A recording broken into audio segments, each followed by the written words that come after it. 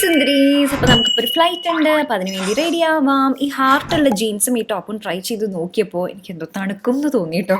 അപ്പോൾ അതുകൊണ്ട് ഞാൻ സാധാരണ ജീൻസിലേക്ക് തന്നെ മാറി. ഇതായിരിക്കും ബെറ്റർ. ഇനിയിപ്പോൾ തണുപ്പാണെങ്കിലും നമുക്ക് വലിയ പ്രശ്നങ്ങളും കാര്യങ്ങളും ഉണ്ടാവില്ല.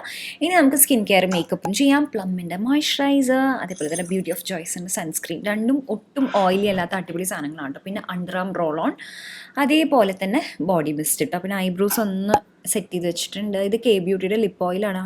അടിപൊളിയാണ് കേട്ടോ, ഇത് അടിപൊളിയാണ്. പിന്നെ കണ്ണിനൊരു ഉണർവ് വരാൻ വേണ്ടിയിട്ട് ലേശം മസ്കാര.